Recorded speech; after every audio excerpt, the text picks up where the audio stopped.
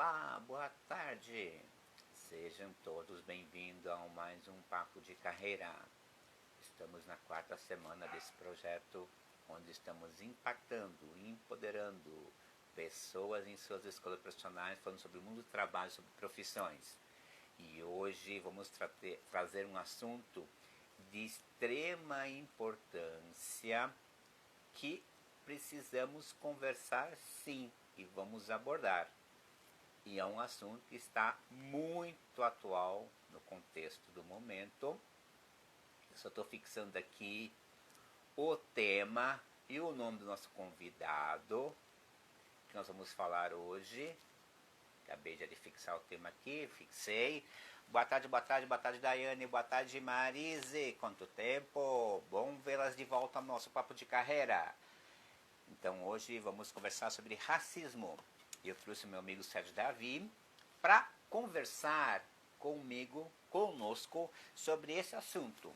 E desde já, postem suas dúvidas, postem as suas questões que você gostaria de perguntar, que sejam respondidas, sejam solucionadas referente a esse tema. E também aproveita os que estão chegando, tem um aviãozinho aqui embaixo, pega o aviãozinho e mande para a lista de vocês. Boa tarde, professor. Boa tarde, Daiane. Mande para os convidados de vocês, para os amigos de vocês. É só vocês apertar o aviãozinho. Estou fazendo isso no exato momento. E estou disparando para várias pessoas que me seguem, para que eles também possam acompanhar esse nosso papo de carreira e acompanhar esse nosso assunto. Vamos falar sobre racismo no mundo do trabalho hoje, que é um tema super evidente e é um tema que precisamos conversar. E como estou falando do trabalho, de carreiras, eu convidei, né? Meu amigo já está aqui na sala, já vou chamá-lo. Boa tarde, Simone. Boa tarde, Alexandre. Boa tarde, Sérgio. Seja bem-vindo. Já vou chamar você para colocar aqui nossa live para não perder mais nem um minuto e começarmos a conversar sobre esse assunto. Boa tarde, Ale. Já mandei um convite aí para o meu amigo Sérgio Davi, que já estará aqui. Boa tarde, Leidiane. Seja bem-vinda novamente ao nosso Papo de Carreira. Só um momento. Boa tarde. Boa tarde. Não está aparecendo a imagem ainda, Sérgio. Em algum momento devo aparecer. Deixa eu ver. Está em processo de. Por enquanto, estou ouvindo somente a voz. Deixa eu sair e ver se eu volto Isso. e a coisa acontece. Exatamente. Sai e volta, e entra na sala de novo, que eu te chamo novamente. Para quem está chegando aqui, boa tarde, boa tarde, boa tarde. Sejam todos bem-vindos ao nosso papo de carreira. O pessoal que está acompanhando a gente, tem várias e várias lives, todas salvas no meu IGTV. Tem um dos mais diversos assuntos de carreira. Tem área da saúde, tem área de exatas, tem área de humanas, porque eu estou na quarta semana e são 5 convidados por semana. Ou seja, hoje é o 19º convidado que eu estou conversando. Amanhã eu vou fechar o 20º. E lá no meu IGTV tem esses conteúdos todos disponíveis para vocês. Então, está identificado pela área profissional. Então, é só acessar e assistam. Ouçam as dicas, porque cada profissional, até o presente momento, compartilhou muita dica, deu muita orientação para a gente. Então, é só seguir lá que vocês vão ter muito conteúdo de pessoas que atuam nas áreas profissionais. Tem médico, tem advogado, tem neuropsicóloga, tem instrumentação cirúrgica, tem radiologia e assim vai. Boa tarde, pastor Christian. Seja bem-vindo à minha live de hoje, amigo. Mais um agente transformador. Projeto que vai ser lançado em breve. Vamos só ver. Eu já mandei lá um convite para o amigo Sérgio. Vamos só ver se ele agora está processando. Vamos ver se dá certo agora, Serginho. Eu estou aqui. Mas a sua imagem não apareceu ainda para mim. Você tá com fone? Eu estou com fone. Ah, porque tá dando um eco de retorno. Porque ele tá processando, tá uma tela preta, Sérgio. Eu estou vendo. Eu consigo enxergar a mesma coisa que você. Estou estranhando também. Entendi. Sinal de internet tá ok onde é que você tá, né? Penso que sim, porque eu te ouço perfeitamente, né? Teria um picotamento da fala também, congelamento de imagem. O pessoal tá falando que a sua imagem não apareceu ainda. Eu estou aqui mudando de posição. Deixa eu procurar um outro canto aqui para mim enquanto a gente fala. Mas a gente pode começar, viu? Porque senão essa coisa aqui vai ficar... Não será isso que vai nos impedir de falar. Olha que interessante o tema e o que está acontecendo. Não, exatamente, né? Mas tá picotando tua fala agora também, Sérgio. É porque eu estou em movimento. Estou buscando aqui um lugar onde eu consiga estar mais perto do roteador. Tá com muito chiado, muito ruído também. Não, o assunto que a gente quer conversar é isso. Nossa.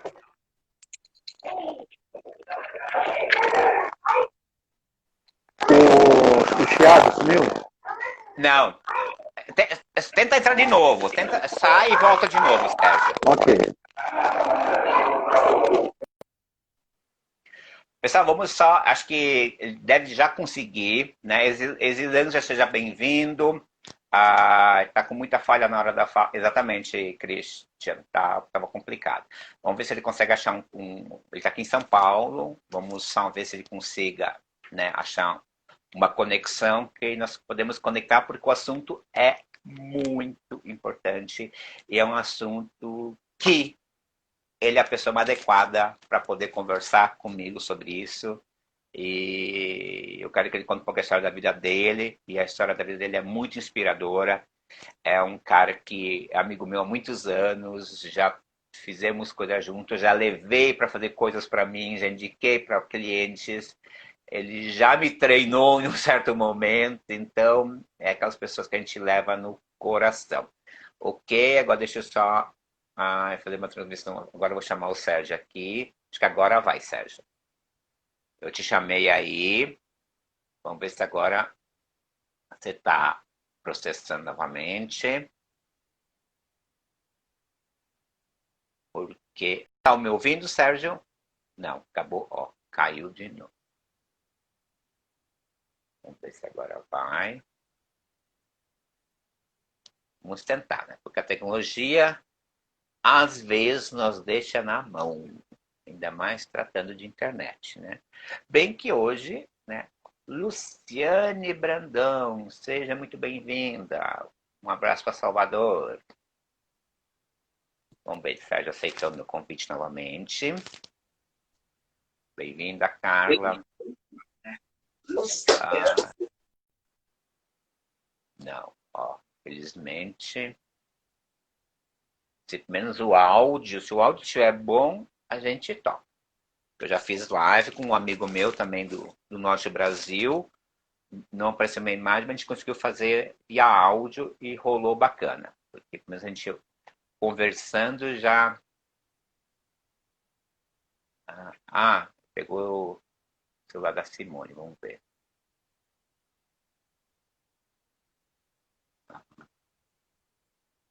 Já aceitei, Sérgio.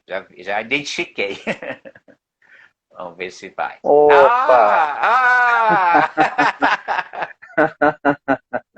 Tá processando. Hoje eu vou me chamar Simone, tá? Hoje meu nome vai ser Simone. É o celular da esposa agora. Que não seja esse o empecilho pra gente falar. Claro que não. Ok, a sua imagem ficou travada, mas não tem problema. O áudio tá legal, né, Sérgio?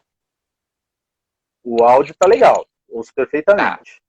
Então, o pessoal tá ouvindo a gente, o pessoal que tá ouvindo, coloca o número 1. Ele tá com a imagem congelada, mas tá pra ver a carinha do Sérgio, tá ótima, pra ver se eu perder tempo. Sérgio, obrigado de coração por você ter aceito esse desafio. Pessoal, o Sérgio é um cara muito ocupado. Ele está com uma agenda concorridíssima. Ainda bem que ele achou uma brecha para a gente fazer essa live. Mas é um prazer poder falar contigo, participar desse projeto que é tão bacana. Poxa, o quanto isso deve estar trazendo clareza para tanta gente sobre áreas profissionais, possíveis áreas profissionais que que eles possam explorar. Isso é de uma generosidade. Parabéns pelo projeto. Muito obrigado pelo convite, viu? Imagina, Sérgio, você é o 19º da lista do Papo de Carreira, das 4 semanas que eu estou fazendo. E assim, já passou, né, N profissionais, já passou médico, nutricionista, marketing, publicitário, radiologia, já até esqueci quais as profissões todas. Já falamos de mentoria e também para tratar um assunto que eu sei que você está sendo muito requisitado, né, por esses dias, né, Sérgio? E acho que você deve estar... Você, quantas entrevistas você deu sobre racismo essa semana? Você tem noção? Não, da semana passada para cá 2. Ah, 2? Eu achei que tinha sido mais, porque eu vejo tanta entrevista, assim, nossa, o Sérgio está sendo procurado pelo assunto, né? Mas, pessoal, para a gente começar, vamos gravar no IGTV? Sim, Christian, vai ficar gravado no IGTV, tá? Depois pode assistir no IGTV, tá? Obrigado, Elisângela. Sérgio, para a gente começar, não perder mais tempo, quem é o Sérgio Davi? Apresente-se para nós, para nossa audiência. Muito bem. As pessoas, quando se apresentam num contexto assim, costumam falar sobre o profissional, né? Eu gosto de dizer que eu sou o filho da dona Aparecida e do seu João. Minha mãe era cabeleireira, mas boa parte da vida ela foi doméstica. Meu pai era mecânico. Sou filho único. Você é filho único? Eu não sabia disso. Sou filho único. Então eu tive... e assim, nunca tivemos posses, nada, mas me deixaram valores absolutamente relevantes, né, de caráter, de honestidade e o valor da educação, do quanto seria este o ponto de alavancagem para qualquer coisa que eu quisesse fazer na minha vida. E um ponto que eu gosto de destacar, que também faz parte do quem eu sou hoje, do quem eu me tornei, minha mãe, ela era cabeleireira, mas por consequências da vida, estou falando de coisa de 30, 40, 50 anos atrás, ela abandonou isso, foi do lar, e quando precisou trabalhar, ela foi doméstica. Meu pai era mecânico, e ele nos anos 70, ele falava que tinha o sonho de construir, de elaborar um patinete motorizado. Se ele tivesse levado isso adiante, talvez fosse dele o projeto, né? Por que eu estou falando disso? Nos anos 70 ele falava sobre isso para mim. Ouvi muito isso.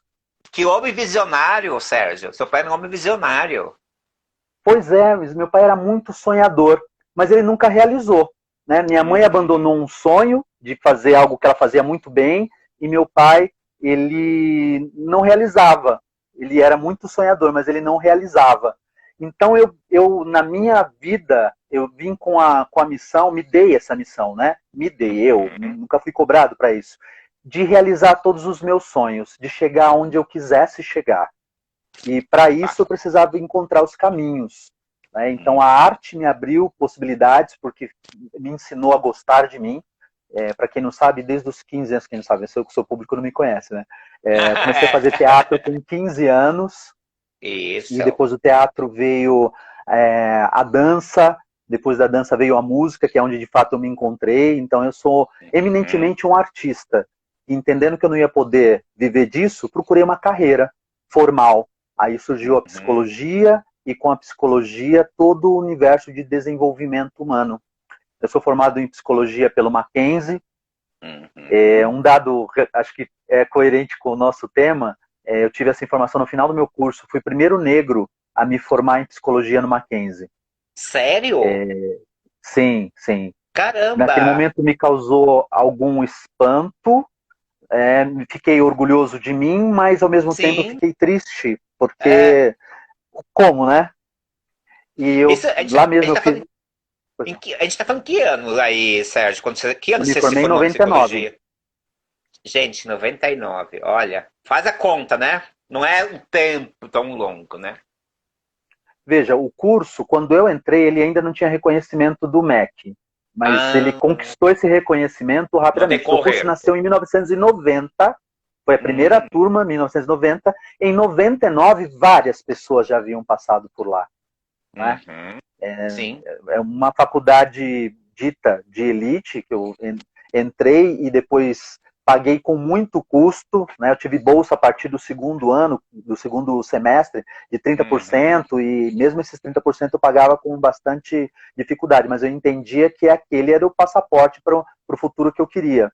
E como é que você. Então, vamos fazer um parênteses aí, Sérgio. Acho que tem tudo a ver com o assunto que a gente está falando, tá?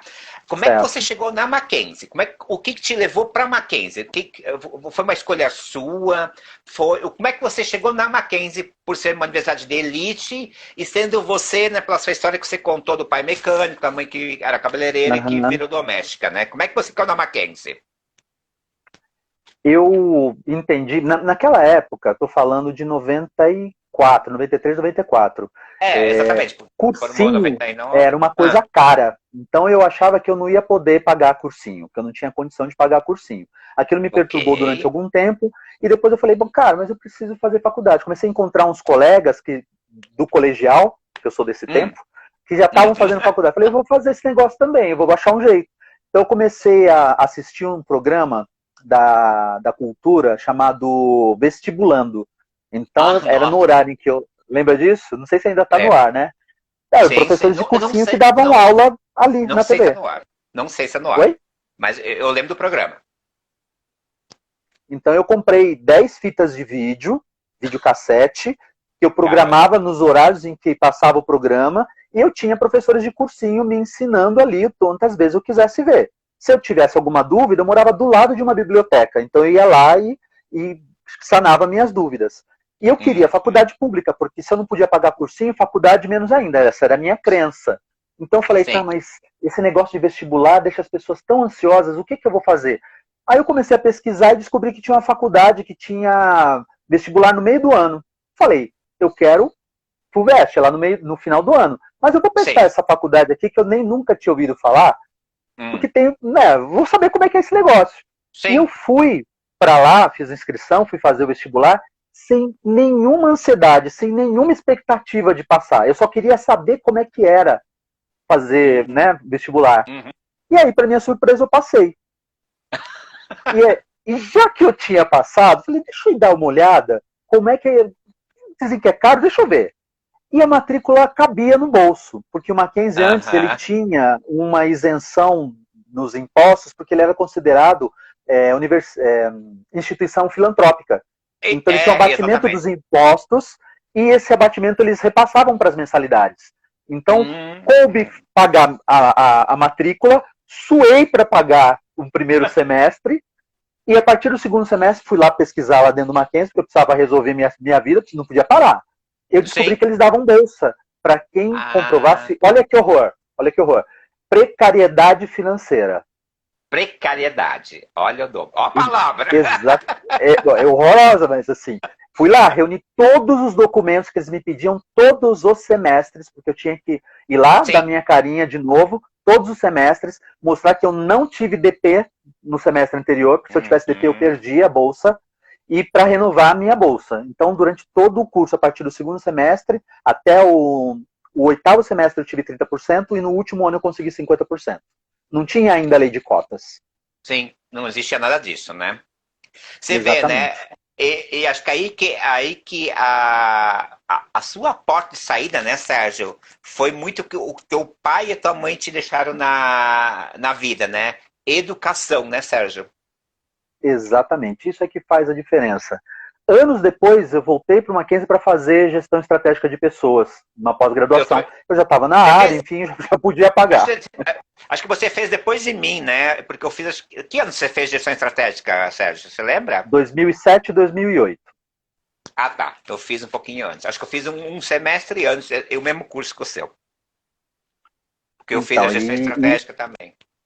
Daí você é o já mesmo curso. Eu lembro que trabalhava, às vezes os professores. Exatamente.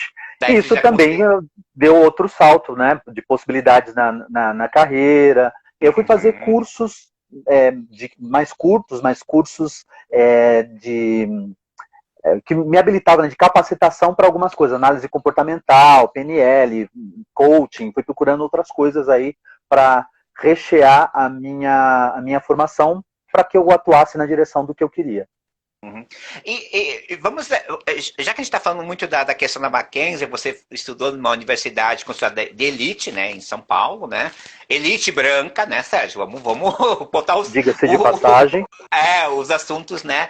Ah, e como é que foi? Você descobriu no final que era o único negro que tinha feito a psicologia naquele ano que estava se formando. No decorrer do seu curso, a sua passagem nesse lugar foi tranquila? Como que foi a sua convivência nesses anos de formação? Eu tive, talvez pelo curso, porque a psicologia, ela para quem de fato resolve ser psicólogo, tem gente que só estuda psicologia, né? Tem gente que resolve ser psicólogo. Ela Isso, te é. abre possibilidades, né? Você lida muito com os teus Uhum, sentimentos, as pessoas elas são muito esclarecidas ali. Eu tive um choque social.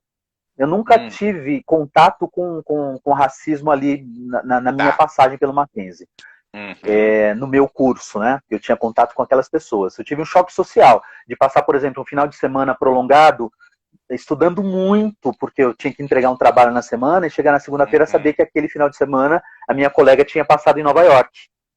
Putz, Então tinha essas entendi. coisas. Os primeiros Uhum. celulares foi lá que eu vi. Ah, Aqueles celulares entendi. grandões, tijolões grandes, os primeiros foi lá Uhum, que eu vi. Então tinha entendi. coisas assim acontecendo. As pessoas iam para festas enquanto eu ia trabalhar, né? Uhum. Então eu lidava com a diferença nesse aspecto. No aspecto Lá foi assim, social. social, E, isso. e você trabalhava com o que nessa época, Sérgio? Você fazia o que para complementar esses teus estudos? O dinheiro para pagar teus estudos? Eu era bancário, quando eu entrei no Mackenzie eu era bancário, Hum, e foi muito interessante que eu entrei em 94, em 96 eu trabalhava no Banco Econômico, não sei se você já ouviu falar, você vai se já. lembrar. A gente O tem Banco Econômico, da mesma época aí. pois é, o Banco Econômico ele faliu, ele ficou sob Sim. intervenção do Banco Central durante 9 meses. Aquele foi um tempo de muita angústia, porque eu podia, ao final da intervenção, perder o emprego e, consequentemente, não ter como Ah, pagar mais a faculdade. Então, o que, que eu entendi. fiz? No final do segundo ano de faculdade, eu falei, eu preciso estudar inglês, porque isso aqui vai ser a diferença se eu precisar encontrar um outro emprego. Então, eu Uhum, tranquei minha faculdade, porque eu não ia poder pagar os dois. Eu não ia para uma escola, eu precisava aproveitar aquele semestre. Eu queria pagar entendi. um semestre e voltar né, dali um semestre. Uhum, Então eu parei 6 meses e o dinheiro que eu gastaria com a faculdade, eu paguei um professor particular. E como eu não estava hum, mais envolvido com ir para a faculdade, eu estudava as 5 horas que eu estaria na faculdade, eu estudava 5 horas por dia de inglês. 2 vezes por semana, durante 1 hora e meia, eu tinha aula presencial com o meu professor. Mas todo o uhum, período, de segunda a sábado, eu estudava inglês. E isso entendi. fez a diferença para eu conseguir o meu emprego seguinte, que foi numa empresa aérea, numa central de atendimento. Uhum. Numa época em que também empresa aérea, voar de avião, era um negócio que não era todo mundo que fazia, né? Então Na também época estava em não, é. contato com. Na época não. Foi em Hum. 99, entre 99 e 2001. Aí era coisa de elite, eu no avião.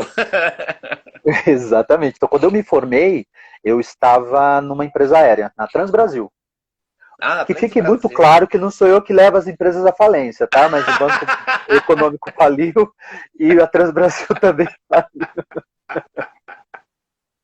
Ah, faz parte do processo, a gente trabalha em empresa Faz eu parte do também trabalho numa processo. empresa que não existe mais, que desapareceu do mapa, né? Ai, Faz que bom, que parte. reconfortante ouvir isso, Marcos. Não, eu também trabalho numa empresa, eu acabei saindo antes e a empresa, ela. Não, mentira, eu trabalhei em duas empresas que as duas faliram. Foi uma atrás da outra. Eu trabalhei Empatou, que numa, beleza. eu trabalhei numa, eu saí antes, porque eu era estagiário. Não, era estagiário, tinha sido efetivado. Daí o diretor, que era muito próximo a mim, falou assim: Silmar, esse negócio aqui vai falir. Vaza.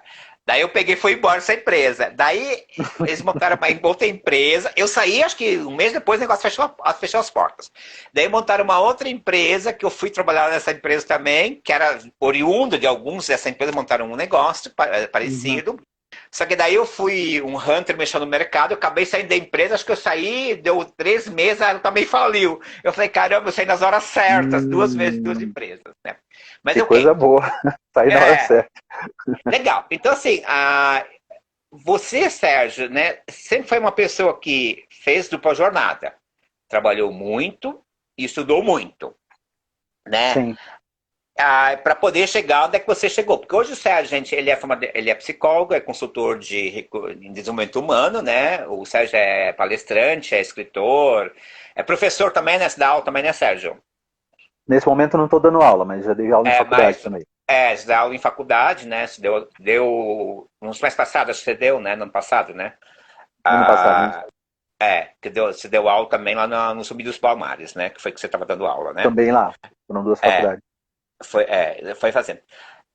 Como é que você vê hoje o mercado de trabalho? Você vê que essa questão do racismo, atualmente, ela é mais acentuada da sua época que você entrou no mercado de trabalho, ou você vê diferença nos dois contextos, desses dois momentos de vida?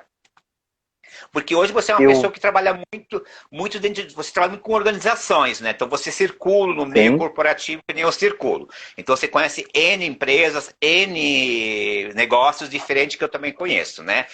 O que você tem certo. você percebe, tem uma percepção diferente desses dois momentos de quando você era um jovem em formação, batalhando para conseguir ter um lugar ao sol, né, para conseguir trabalhar, em relação a hoje. Você vê diferença, Sérgio? Eu vou começar a responder sua pergunta com uma fala que eu li recentemente do Will Smith, né? Que ele Hum. perguntaram, nossa, mas o racismo voltou? O que acontece? O racismo nunca deixou de existir, né? Ele agora é filmado. Então, Ele é mais escancarado pela mídia, né? Porque não tinha isso no passado, né, Sérgio? então sempre existiu. O que acontece é que agora a gente está entrando em contato com ele. Tem coisas que estão acontecendo e as pessoas estão sabendo. Elas não Isso. deixaram de acontecer. E quando Uhum. você abre possibilidade, você viabiliza que as pessoas, né, negras façam uma formação superior, alcancem esse patamar, elas também estão dispostas, disponíveis e em condição de encarar outros desafios, outros lugares dentro da sociedade, dentro do trabalho, outras posições dentro das empresas que atuam. Consequentemente, você terá mais episódios sendo protagonizados aí, né, por pessoas não negras. Uhum. E se eu puder dar um exemplo para você, eu vivi uma Por situação que foi favor. bem interessante.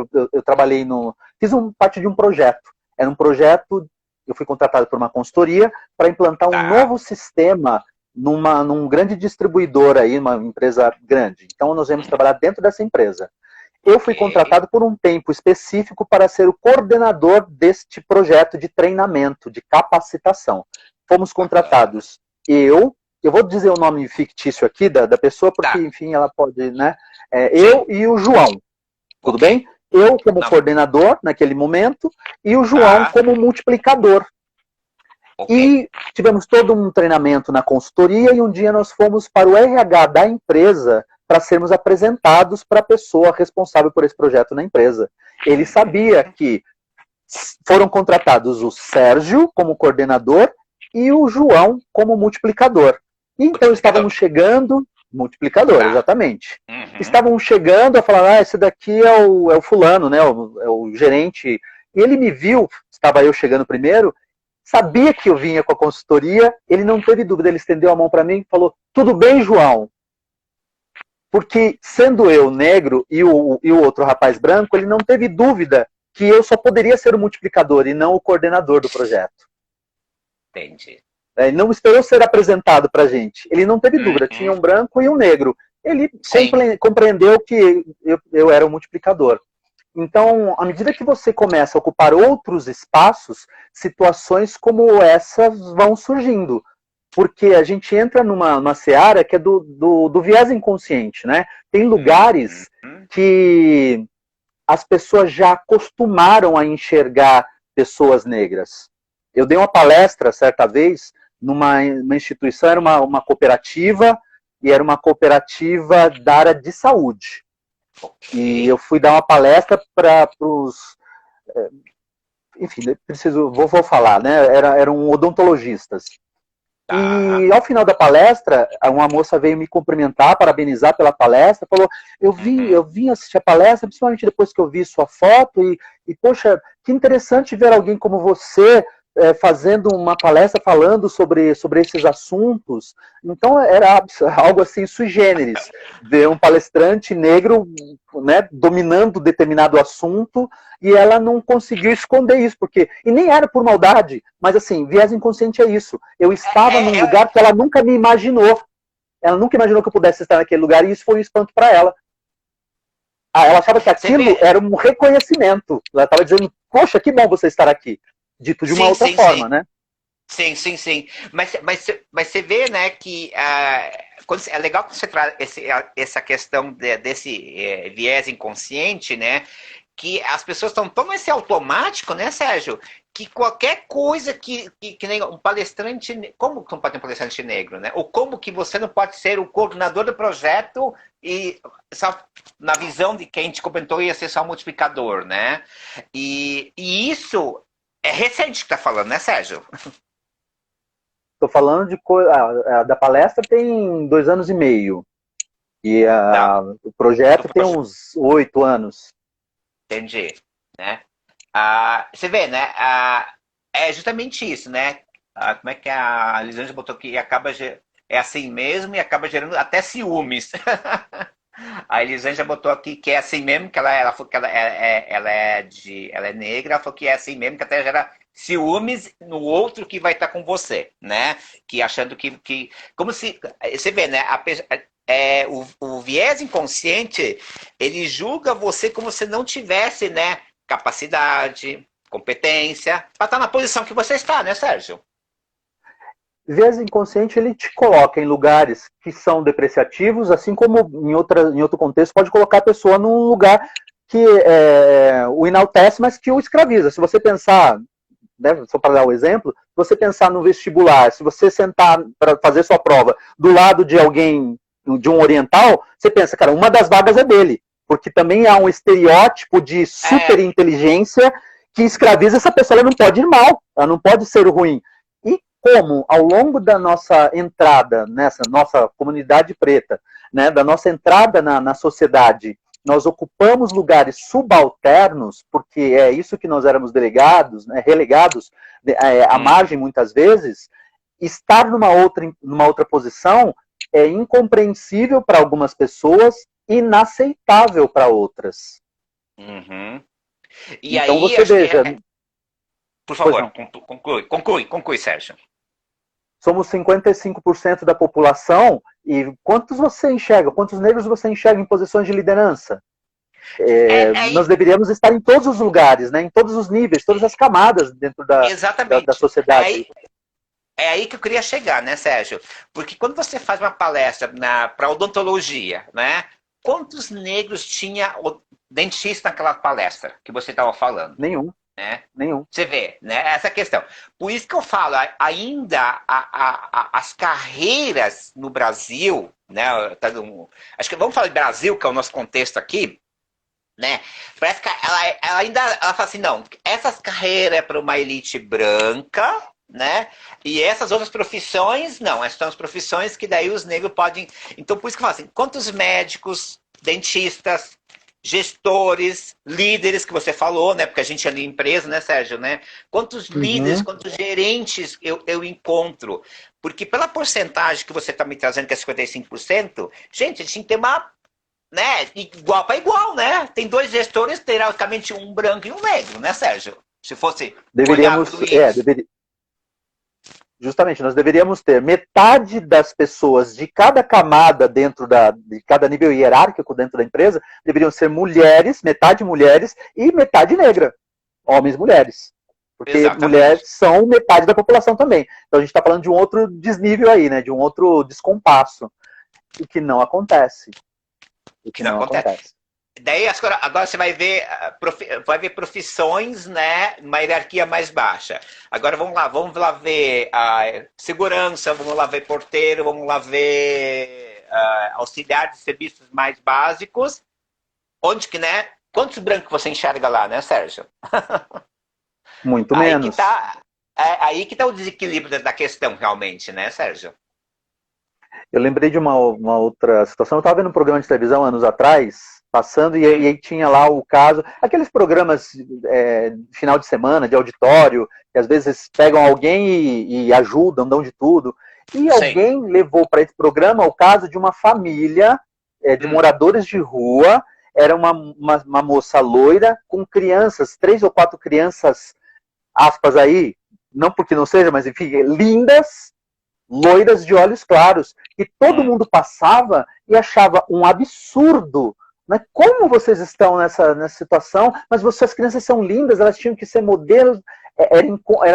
Eles ficavam inconformados de enxergar que aquelas pessoas pudessem estar naquela condição.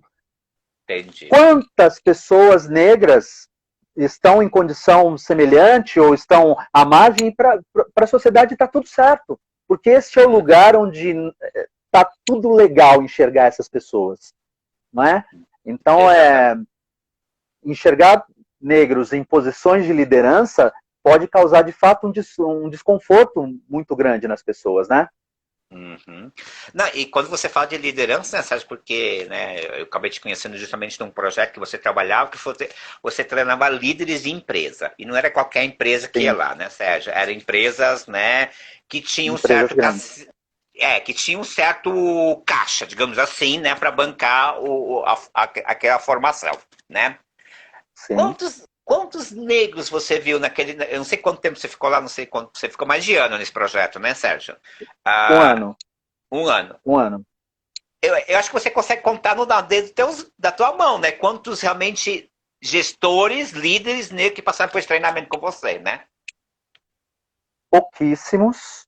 E os que passaram, porque nós treinávamos lá, desde supervisores que estavam na sua primeira liderança, até CEOs de empresa, diretores, superintendentes, gerentes, alta gerência. Em geral, nós víamos ali negros ocupando espaço nessa primeira liderança. Nunca vi chegar um CEO negro, um superintendente negro, no que não houvesse, mas ali nunca chegou. Uhum. E nós treinamos muita gente. Sim, por isso que eu falo, porque quando a gente estava falando de liderança, eu me lembrei justamente, né, não vamos citar, né, Sérgio, a gente sabe o que a gente está falando, porque eu me lembrei justamente desse fato, desse momento da sua vida, né, porque você era fazia parte da equipe de treinadores, né? Você era o aporte dessa equipe e você tinha na mão ali a nata da liderança, digamos, sudeste brasileira, né? Porque foram muitas empresas e muitos CEOs e CFOs, ou seja, né? Muitas pessoas com poderes de decisões, né? E com caixas relativamente altos dentro das suas organizações, né? Por isso que eu me lembrei, eu falei, caramba, você vê, né? Você só tinha quem estava em ascensão na camada inicial da gestão, né, Sérgio? E nunca alguém chegava lá em cima. E como é que você percebe hoje? Você que está circulando aí muito pelas empresas, trabalhando muito com essa questão da liderança, porque é um trabalho que você faz muito bem, por sinal. Você tem identificado, porque a gente está falando de uma coisa de 5, 6 anos atrás. No contexto atual, você tem encontrado esses negros nessas empresas hoje ou não? Não, isso não mudou. Não mudou. Esse cenário não mudou. Eu queria até destacar uma outra experiência que fala sobre isso. Nós, como você mencionou, eu fiz parte de um projeto na Zumbi dos Palmares, que era justamente iniciativa empresarial. O caminho por onde jovens negros poderiam entrar em grandes empresas. Então, nós oferecemos uma formação de mais de 250 horas em diferentes temas técnicos e comportamentais para que aqueles jovens tivessem condição de entrar em empresas que eram parceiras desse projeto. Como é que essa formação era feita? As empresas deram informação, muniram de informação a Zumbi sobre quais eram os temas que elas acreditavam ser necessários para um profissional que eles quisessem contratar. Ok. Então, nós oferecíamos essa formação. Percebido depois que a formação não era suficiente, a Zumbi deu bolsa para vários desses jovens, bolsa na faculdade. E aí, o que acontecia? Nós tínhamos lá CEOs e heads de RH que entendiam a proposta, abriram as portas para essa diversidade, mas que não haviam preparado as suas equipes para receber essas pessoas. E o que acontecia? Eles sofriam fortes eventos, eram fortes eventos de preconceito, discriminação, era forte. Gozação, ou algum tipo de retaliação, porque acreditavam que eles só estavam ali por conta do projeto, não porque tivessem capacidade para. E então entendeu-se que precisava também fazer um trabalho interno nas empresas. Por quê? Porque esses jovens que estavam entrando, eles estavam ocupando o lugar que estes profissionais da empresa imaginavam ser de outros, eles estavam, portanto, alçando voos numa direção para ocupar um lugar que entendia-se não era o lugar deles, e isso causou incômodo. Então as pessoas estavam fazendo por onde aquelas pessoas saírem dali. Ou então, dizendo de diferentes formas que aquelas pessoas não sairiam dessa posição, porque eles entravam como estagiários, às vezes num primeiro nível, até porque estavam entrando na empresa, certo? Mas com toda a possibilidade de galgar outros níveis na empresa. Alguns, talvez, nunca vão para frente dentro das empresas, de algumas delas, porque não estão preparando os diferentes níveis hierárquicos, as lideranças desses diferentes níveis hierárquicos, para compreender que isso é algo importante, de olhar para a capacidade dessas pessoas, de olhar para a contribuição dessas pessoas e reconhecer essa capacidade, oferecendo outras oportunidades dessa pessoa contribuir com os resultados da empresa.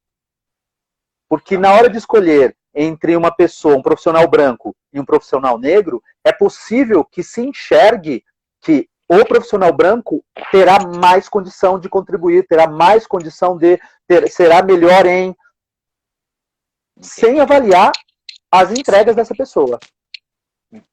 Porque aí justamente deixa de levar em consideração as capacidades e as competências de todos, né? Porque se olha para um outro lado, que é aquela coisa, né, subentendida, que não é tão, uma coisa mais velada, achando que ele vai ter mais sucesso na frente do que, né, um negro, né? E não se olha, né, a questão das competências, né? Porque se fosse fazer só pelas competências, com certeza tem muito mais negros chegando lá do que branco. Tenho certeza disso. A Simone falou aqui pra gente, não sei se você lembra da Simone lá do E-Simas, ela falou assim, nos deixar na invisibilidade faz parte do sistema. Ela acabou falando aqui. E a Faculdade Zumbi faz muito bem esse papel, até porque consegui estágio na Mercedes-Benz e posso dizer que fui bem acolhida e muito bem tratada como incapaz. É isso que ela está falando aqui? Como incapaz. Está escrito incapaz, não sei se foi isso que ela quis dizer. Eu também, acho que foi isso que eu entendi que ela quis dizer aqui, né? Então você vê, né? Aquela questão, né?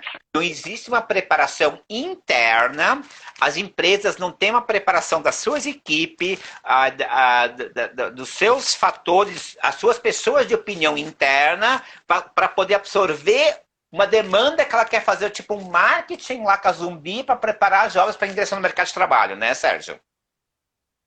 Porque, veja só, se você vai fazer uma mudança, você quer promover uma mudança cultural na empresa, você não tem todo um trabalho longo, às vezes, de sensibilização e de inserção desse novo jeito de pensar naquela empresa? Se você vai fazer uma mudança de prédio, você vai para um outro lugar, você não prepara as pessoas para isso, toda mudança significativa que vá ter impacto interno na empresa precisa desse cuidado, porque as pessoas elas vão conviver umas com as outras. Se você tem uma aquisição, uma empresa adquirir uma outra e você vai ter áreas, pessoas, né, vindas de diferentes empresas e que são das mesmas áreas e vão trabalhar juntas, tem ali um choque de cultura, você precisa fazer um trabalho para inserir as pessoas nesse contexto. E aí a gente vai um pouquinho para trás. Por que não se faz esse trabalho muitas vezes? Que eu já ouvi, né? Porque se racismo não existe na dimensão em que muitos negros, muito movimento negro propaga, se ele não existe nessa dimensão, não há muito o que cuidar, não há muito o que dar conta dos impactos disso. Não está tão forte assim. Então, você não prepara o outro para receber porque você não acha que precisa.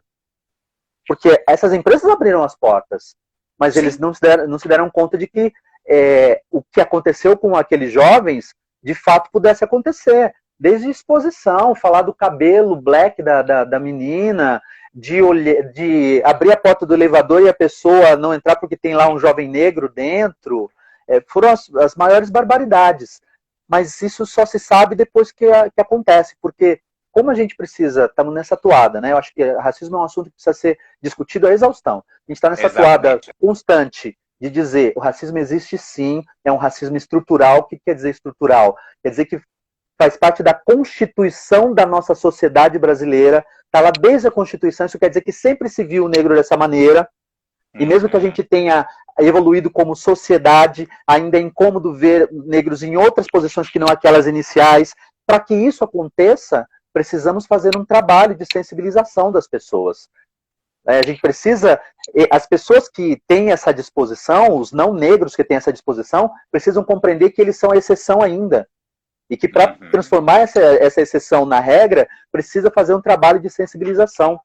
Eu participei de um congresso uma vez, em que tratava-se só da questão racial, e apareceu lá um CEO participando de um debate, onde ele falava que ele estava fazendo o seguinte, ele estava fazendo com que a empresa dele refletisse a realidade da sociedade brasileira. O que isso quer dizer? Que em todos os níveis hierárquicos daquela empresa, ele estava contratando 55% de negros. Olha. Isso é inclusão. Isso é um trabalho de tornar equânime a coisa. E tinha junto, nesse trabalho dele, o de sensibilização para que as pessoas pudessem entender aquele processo. Começa lá na seleção. Porque quando você tem um selecionador que não olha com esse olhar para as capacidades daquele profissional negro, porque acha, olha, eu até achava que ele era bom, mas ele vai trabalhar com fulano e fulano não vai aceitar. Então, é muito profunda a mudança que precisa acontecer. Na seleção, em cada área, em cada liderança, com as equipes, para entender que isso é importante sim. Os primeiros imigrantes que vieram para o Brasil, eles vieram para o Brasil apoiados por um sistema de cotas. As pessoas que se estabeleceram no país, vindas de fora, que criaram famílias aqui, fizeram por meio de sistema de cotas, né? O Brasil não tinha mais os negros como escravos e precisavam que as pessoas trabalhassem. Então eles deram terras, eles apoiaram que os filhos tivessem como estudar, cuidaram da saúde, fizeram todo um caminho para essas pessoas se estabelecerem. Então agora, quando as pessoas olham com preconceito, criticam a lei de cotas raciais, é um contrassenso. Nós não estamos recebendo esmola, nós não estamos sendo favorecidos, nós estamos recebendo hoje, tardiamente, o mesmo benefício que um século atrás foi oferecido para esses que nos criticam. Para quem veio de fora, né?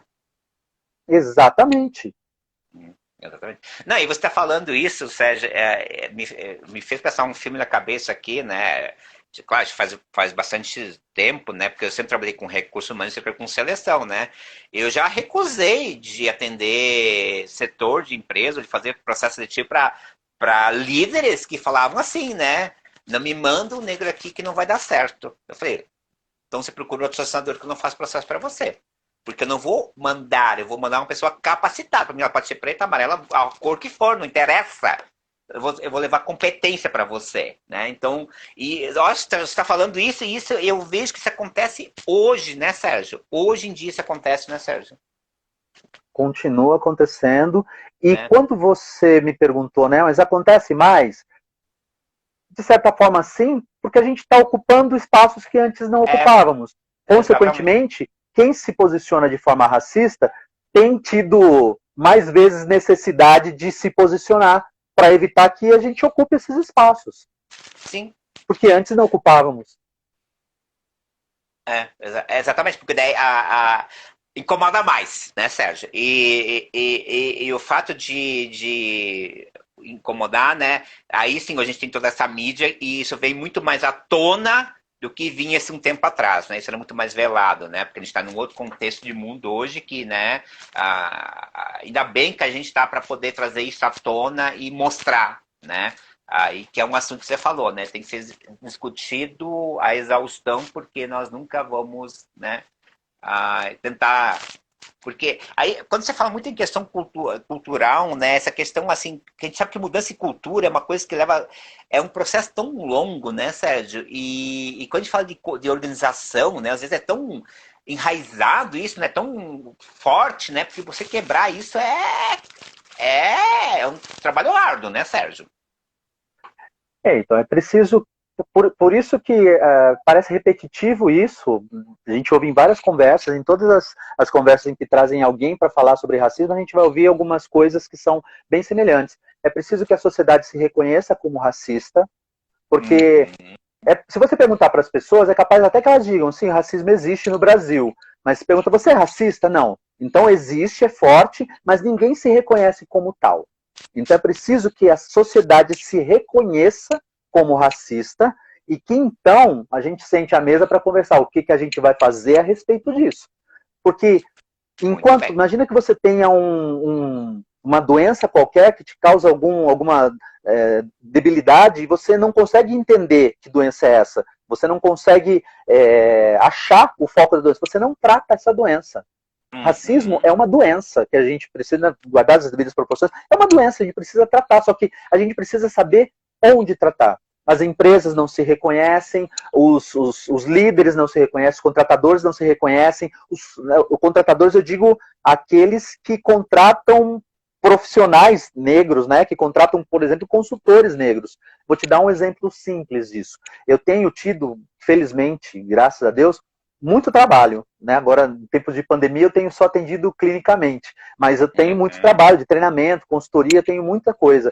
E, para quem não sabe, eu conversando com o Silmar, tempos atrás, foi ele que me indicou a minha assessora de imprensa. Ele fazia um trabalho, a gente conversou e eu comecei a fazer assessoria de imprensa. Em função disso, eu tenho muitas inserções em mídia, dando entrevistas, fazendo reportagens, coisas, são muitas hoje.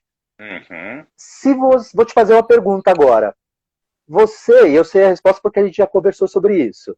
Você acha que essas inserções de mídia que você teve com o trabalho de assessoria de imprensa abriram portas? Você acha que pessoas vieram até você, chegaram até você por conta desses trabalhos, de reportagens que você deu, de participações em mídia? Abriu portas para você? Abriu, Sérgio, abriu portas. Ótimo, eu vou te contar que, embora, graças a Deus, eu trabalhe muito, nenhum desses trabalhos eu consegui por meio desse processo. Não gerou absolutamente nada. Sério? Você entende o que isso significa? Foi por outros meios. A indicação de gente que me conhecia, sim. Né, processos sim. Que eu participei, outros, né, processos que eu participei por capacidade, ok, mas esse processo aqui, que para muita gente aumenta a quantidade de trabalho, dá credibilidade para o trabalho, que, portanto, faz com que outras empresas olhem e entendam, poxa, que bacana, eu vou contratar essa pessoa, nunca me trouxe nenhum retorno. Nenhum retorno. Isso tem um ano e meio, mais ou menos. E você consegue concluir isso tem a ver com o racismo? É uma resposta que eu nunca vou poder te dar, mas é no mínimo curioso, né? Exatamente, porque assim, acho que é legal que você traz esse ponto, Sérgio, que é de se questionar e se pensar, né? Por quê, né? Porque você é uma pessoa que aparece. Eu tenho acompanhado o Sérgio, né? Porque a gente é amigo e a gente acompanha um trabalho do outro, né, Sérgio? E eu vejo quanto você tem aparecido em mídia, quanto você tem feito inserção. Porque o Sérgio ele tem vários projetos, né, que ele fez, né? Teve aquele lá do Encena lá, que eu achei muito legal, que deu uma parada agora. Que deu uma parada por causa da quarentena, né? Porque você já foi na mídia com esse projeto, que é um projeto Ele tem, assim, na verdade é um projeto inovador, né, Sérgio? E eu fiquei encantado com esse projeto. E para mim aquele projeto caído na mídia, para mim aquilo tinha que gerar muito fruto, Sérgio. E você vê, você não gerou, né, Sérgio? E você já apareceu na mídia com Uhum. aquele projeto, né? Você já foi, eu já vi Sim, que apareceu em alguns lugares, eu vi que você falou desse projeto. E mesmo quando você fala de sim. liderança, porque você fala de liderança também na mídia, né? Agora você deu, né, 2 entrevistas sobre racismo, mas porque são as áreas de atuação que você trabalha, né? Uhum. É a sua competência, o teu expertise é esse, né? Que é desenvolvimento de pessoas com liderança, com dessa parte da trupe em cena aí que você canta e tudo, né? É curioso mesmo, Sérgio, é curioso e é para refletir mesmo, né? Para te ver, né? Como que você está na mídia, você está colocando tua cara a tapa, digamos assim, né? Falando dos teus trabalhos, falando da sua expertise, falando das suas competências, e isso não ter gerado retorno. É curioso mesmo, Sérgio. É de refletir. É uma bela reflexão, Sérgio, Uhum. com certeza. Porque Né? como não tem dono, o racismo, É, essas coisas não se declaram, né? Essas exatamente. coisas não eu vou contratar aquele ao invés de você por causa disso. Isso nunca vai chegar até mim, né? É, exatamente, porque é aquela coisa velada, né? Que a gente falou que é estrutural, né, Sérgio? Não tem como. Sérgio, o tempo aqui tá voando, porque a gente tem mais 5 minutinhos, senão vai cair a nossa live. Ah, Certo. o que que você poderia, na sua experiência, o que que você pode passar aí de dica, de orientação para essa galera, para esse jovem negro que está aí batalhando, que quer, está estudando, está investindo? O que que você pode compartilhar com esse povo aí? O negócio é o seguinte: o que vai mudar a nossa história é a educação. Tá? Tem todo um processo que envolve outras pessoas, que envolve aqueles que têm privilégio, né? Angela Davis que já falava que não basta você não ser racista, você tem que ser antirracista. Então, tem todo um processo que depende de outras pessoas. Eu gosto sempre de dizer que o outro é parte do processo que a gente não tem controle. A gente pode controlar nossas ações, né, nosso caminho. O que cabe a nós? Buscar formação, buscar estudo, buscar a educação. Não dou conta, poxa, é caro, não consigo, eu vou procurar em instituições, eu vou procurar, porque em São Paulo, vou falar de São Paulo, que dá pelo Uhum. Brasil afora, mas em São Paulo tem inúmeras possibilidades de você fazer coisas que sejam de graça ou por menor valor. Conseguir bolsa, conseguir. A gente tem que procurar, gente. A gente não pode se conformar em estar num lugar que a gente não acha que merece. Então a gente tem que procurar, porque é a educação que vai fazer a diferença. E uma vez que você esteja dentro do mercado de trabalho, então uma pergunta que eu peço para as pessoas nos meus treinandos sempre fazerem: senta com o teu chefe e pergunta para ele o que é que você espera do meu trabalho. Você tem que ter muita clareza de qual é a entrega que você tem que fazer. Se Uhum. você tem a capacitação, você tem a formação para isso, e você sabe exatamente o que esperam de você, você afastou qualquer outra possibilidade de ser sua capacitação, sua competência, o empecilho para você chegar onde você deseja. Isso você tem que Boa, afastar da frente. boa. Isso você tem que afastar da frente. Ser o melhor que você puder ser. Você não tem que ser melhor do que ninguém. Aquela coisa que a gente ouve, né, negros da minha idade ouvem muito dos pais, né? Você tem que ser melhor 2 vezes, tem que ser melhor que o outro. Você tem que ser o melhor que você puder ser. Melhor que Tá? você a Eu cada acho dia que você é, né? A superação é exatamente. sua, né? A superação ela é minha, ela tem que ser algo seu, né, Sérgio? E uma vez você sabendo o caminho a ser trilhado, por isso que eu acho muito legal essa dica que você está dando, né? De ele sentar e. Quais são as suas expectativas referente às minhas entregas? Quais são as suas expectativas referente ao meu caminho nessa empresa? E uma vez esse caminho ficando claro, né, Sérgio? Aí sim você vai sempre. A batalha é contigo mesmo, né, Sérgio? Não dá para dizer que é só contigo mesmo, porque a gente tem tudo isso que a gente já falou. Sim, sim, Mas sim, a sim. parte que cabe a cada um de A nós, você, a gente a precisa mim. entender qual é a nossa batalha, qual é o nosso desafio e vencer esses obstáculos. Estudo é Uhum. tudo. Você vai conseguir, se você procurar, você vai conseguir estudar idioma, você vai conseguir instituições onde você possa buscar capacitações técnicas. Se não tiver como pagar, eu acho que a gente tem que procurar maneiras. Em São Paulo a gente tem tanta coisa. Eu sei que a gente não está sendo visto só em São Paulo, mas eu posso falar da seara que eu conheço bastante. E assim, são muitas as possibilidades. A gente tem que procurar. É a garantia de que a gente vai conseguir? Não. Ah, o inimigo é feroz. O inimigo é grande e é feroz. A gente sabe que tem muito mais além daquilo que a gente pode fazer. Mas a gente tem que eliminar aquilo que pode ser bloqueio para a gente. Que ao olhar para você, ninguém possa dizer que a você falta capacidade e competência. Sim, sim, sim. Sérgio?